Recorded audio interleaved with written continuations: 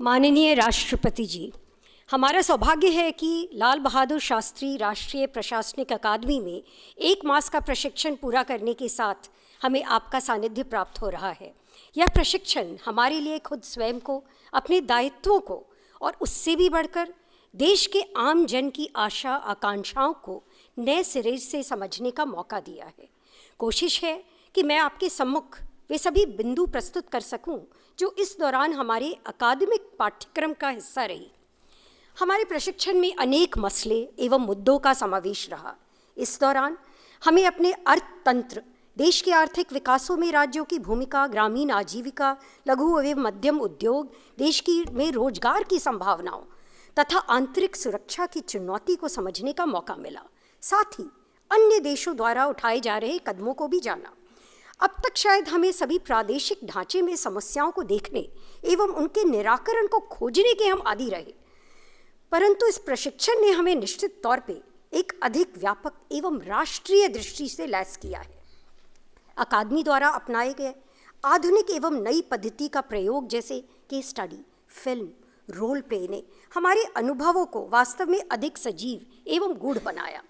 अपने नेतृत्व को पहचानना और उसका निरंतर विकास करने के साथ साथ आपसी मतभेद को कम करना, उसमें सहमति प्राप्ति, यह एक महत्वपूर्ण सीख रही। चाहे वह स्वास्थ्य सेवा हो, कृषि, कौशल विकास, जल मार्ग का महत्व, पर्यावरण का मुद्दा, भू सुधार एवं अर्जन का सवाल हो, इस प्रशिक्षण ने इनका समाधान एक राष्ट्रीय दृष्टिकोण को अपनाते हुए ढूंढने का मार्ग दिखाया। अगर हम स्मार्ट सिटी की परिकल्पना को गहराई से समझ सके तो साथ ही ग्रामीण विकास के सभी पहलुओं को भी हमने नए चश्मे के साथ में देखा। समाज में लिंग भेद, कामकाज में यौन उत्पीड़न जैसे संवेदनशील मामलों को हमने नए परिप्रेक्ष्य में समझने की कोशिश की। सूचना के अधिकार से लेकर ऊर्जा एवं शिक्षा के विभिन्न पहलुओं पर हमने गौर किया। साथ ही सरकारी योजनाओं को समाज के जरूरतमंद एवं कमजोर वर्ग तक कैसे पहुंचाया जाए एवं सामाजिक जनसंचार माध्यम को कैसे जनहित में प्रयोग किया जाए, इस पर चिंतन की। अपनी सांस्कृतिक शक्ति के बल पर विश्व भर में भारत की पहचान स्थापित करने को लेकर भी हमने विमर्श किया। इसी क्रम में भारत दर्शन भी हमारे पाठ्यक्रम का हिस्सा बना और संभवतः यह सुनियोजित ही है कि भारत भ्रमण का समापन आज राष्ट्रपति भवन के इस प्रांगण में हो रहा है। इस सफल प्रशिक्षण के लिए इसके संयोजक एवं अकादमी की निदेशिका के प्रति हम आभारी हैं। हमें इस बात का पूरा भान है कि यह व्यापक एवं प्रासंगिक पाठ्यक्रम की रूपरेखा कितनी सूझबूझ के साथ आपने तैयार की और हम अपने प्रशिक्षकों के साथ साथ माननीय आपको और आपके माध्यम से पूरे देश को यह विश्वास दिलाना चाहते हैं कि हम इस शिक्षण प्रशिक्षण को किसी भी हाल में व्यर्थ नहीं करेंगे और इसका लाभ भारत के जन जन को पहुंचाने में कोई कसर नहीं छोड़ेंगे। Honorable President of India, Director Lal Bahadur Shastri National Academy of Administration, Course Coordinator 120th ITP, and my officer colleagues.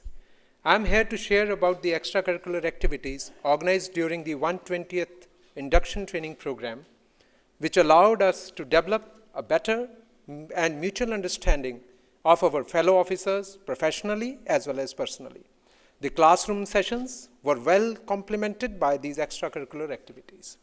The Academy does not leave its intent to imagination.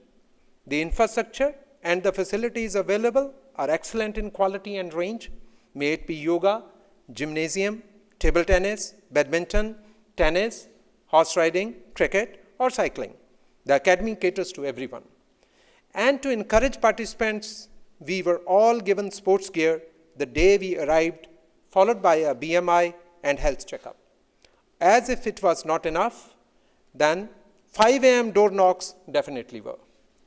Seeing the zeal of the participants, the Academy went an extra mile by organizing weekend tracks and nature walks. The sports arena was not only abuzz with activity during the morning mandatory session, but the evening hours also witnessed the undiminished enthusiasm after 6 hours of academic sessions. It could be clearly seen that all those hours we put in our office did not squash our spirit to compete against one another.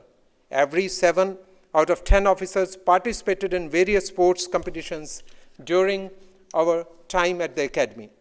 The concluding sports event of a 3-kilometer race attracted large number of entries. All the participating sports persons were facilitated by the academy. Besides sports, we also had the opportunity of participating in cultural activities. Their accumulation saw 30 participants representing different states present their respective cultures, highlight being the colors of India in the format of a fashion show. The academy also organized performance by Northeast Dance Troupe, which mesmerized us. Even though we come from different regions and cultures, but extracurricular brought the best of us to the fore in the form of a rainbow. Honorable President, sir, most humbly, we would like to mention that all the participants in the spirit of fraternity contributed rupees 1.5 lakh for the Academy's social fund. We, the participants, thank everyone involved in making our stay at the Academy as rejuvenating and inspiring as possible. Thank you, sir.